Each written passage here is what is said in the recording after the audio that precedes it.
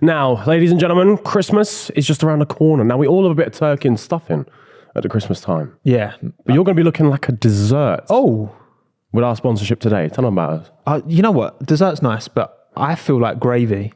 To be honest, I feel like a bit of gravy. Yeah, and you're looking like gravy. different gravy. Different gravy. Trust me, with Manscaped. Manscaped Lawnmower 4.0. Yeah. Package. Yeah.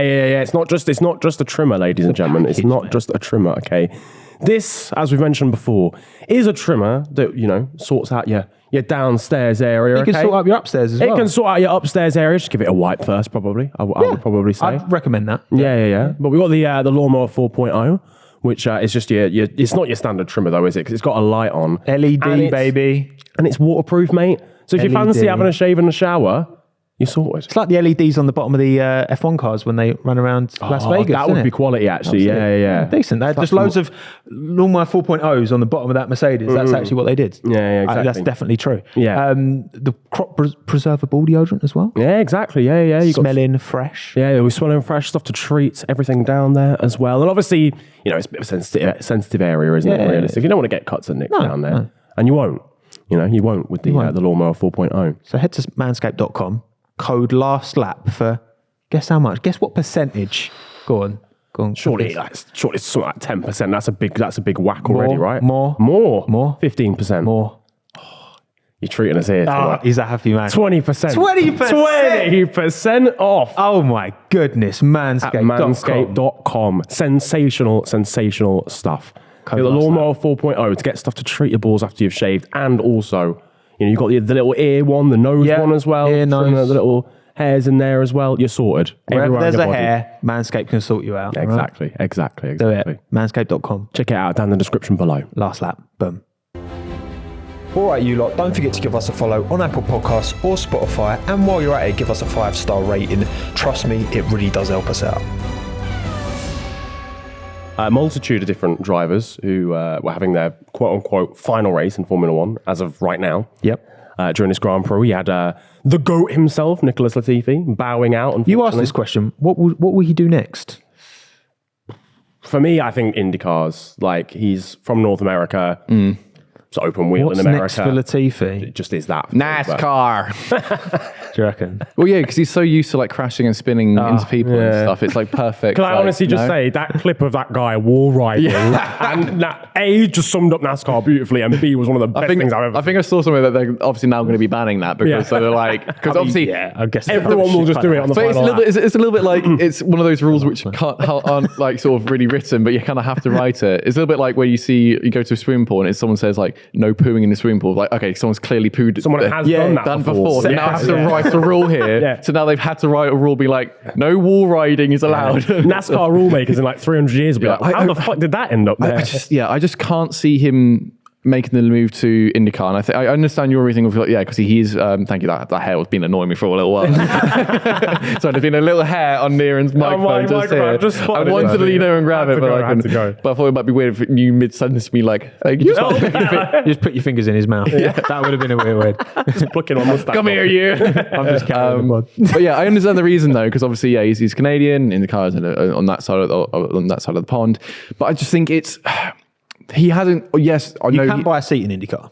Totally, and I think if he was going to IndyCar, that's exactly how he's going to do it. He would not get that on pure merit. And yes, I know he did all right in F2, but in fairness, though, he's in there for quite a few years. The other caliper there wasn't as good, but we're seeing, we've got like Marcus Ericsson, who's done Indy, and obviously got Roman Grosjean as well, who've had some success in there. Obviously, Marcus has obviously gone on to win the Indy 500. We watched him together of him winning the Indy 500. Yep. Roman Grosjean's done all right, but then how I rate those drivers compared to Latifi. Latifi's still at the very bottom of the pack there. I think so I hear that he is, that's fine.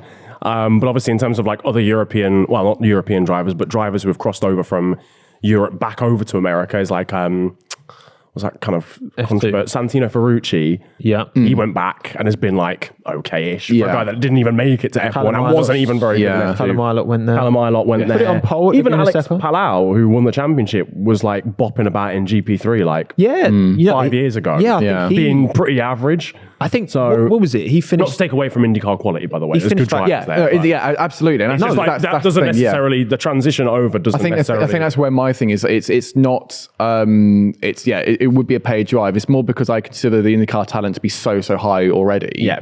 That like him to transition over, he would still be very much at the very back of the pack. Like that's It's my very, point for that. it's difficult because sometimes you get these drivers, right? Like Charles Leclerc, like Max Verstappen, like George Russell, they're always like in their junior career, they're always winning. They're always at the top. And you look, say Alex Palou, I can't remember what year it was. He was like P6, I think, in like F3 or something in like 2018 maybe. And like I know because Mick Schumacher won the championship where Alex finished like P6. Then he went to IndyCar, had a bit of a meh first season, and then won it second year, and was just able to turn this performance. What I don't understand with Latifi is that in F2, like he had multiple F2 seasons. They finished second. Yeah, he was quite a way off De Vries, but there was still, Luca Giotto, Sergio Sette Camara, like there was some solid drivers in there.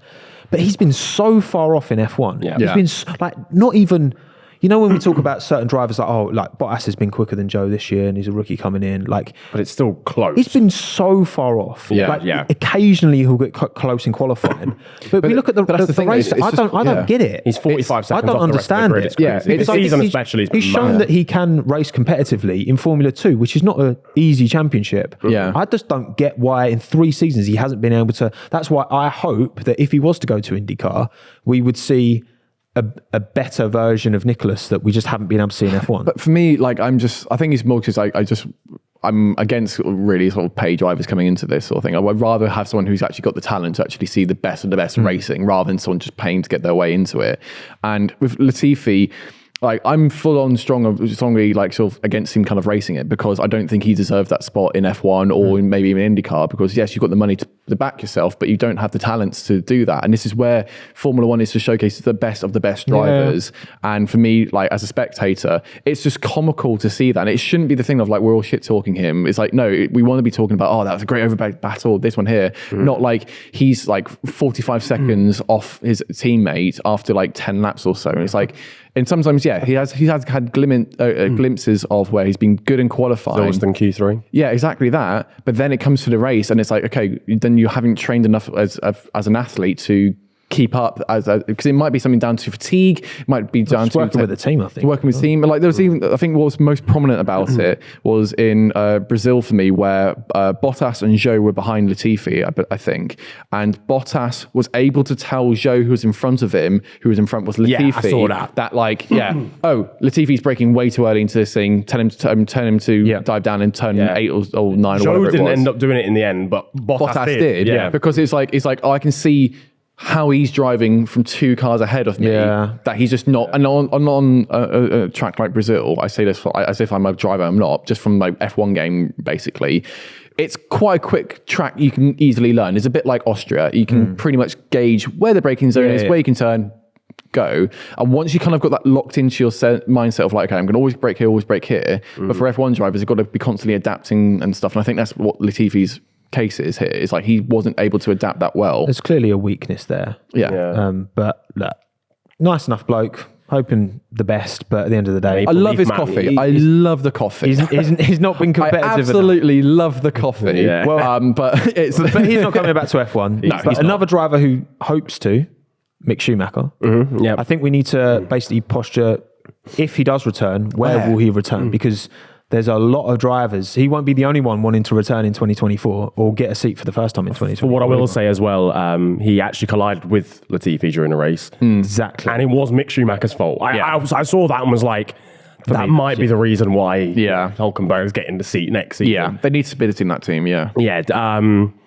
But yeah, what do you make of Mick Schumacher's chances of making it back into Formula One? Yeah, it's a hard one because at the beginning of the season, I did shit on him quite a lot, more than I should have. I do hold my hands up to that. Yeah, more because it was like it's part of the whole it's fun to shit on someone. But then he's proved me wrong this season. Is in the second half after Monaco basically is where it's got transpired that Gunther Steiner said to him, mate, stop crashing, otherwise you've got no chance whatsoever.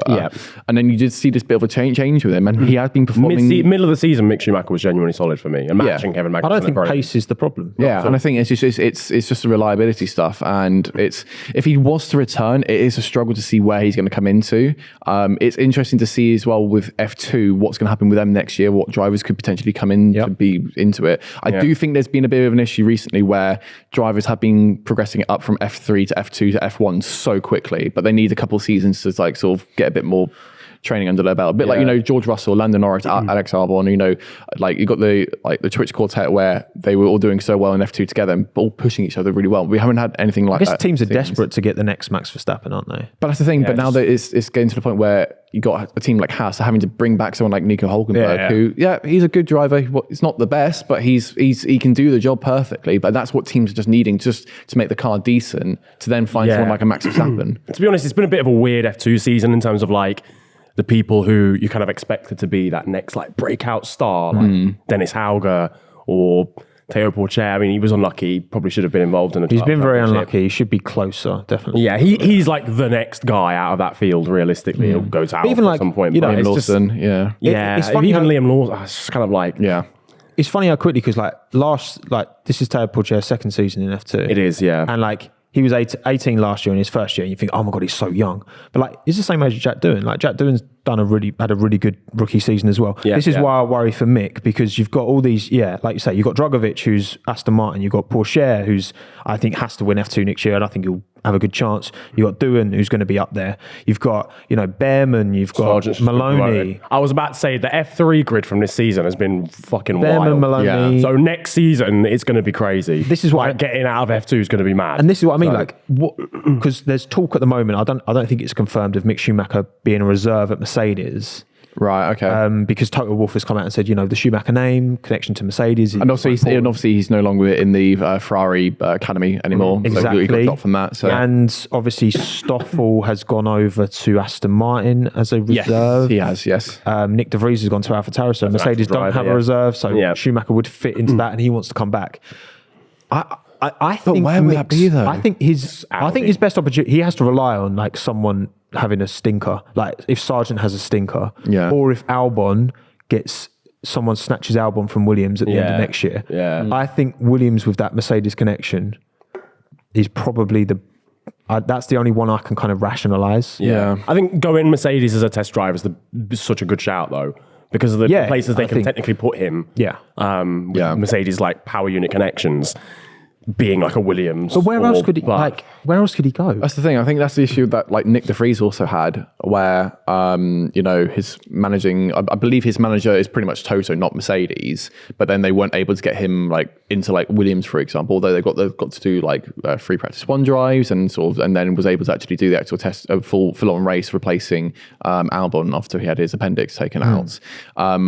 But in terms of actually putting him into a seat, that's ultimately why he's gone into AlphaTauri, because it's just trying to figure out what's best for him. And I think if Mick was to go to Mercedes, I personally can't see him returning.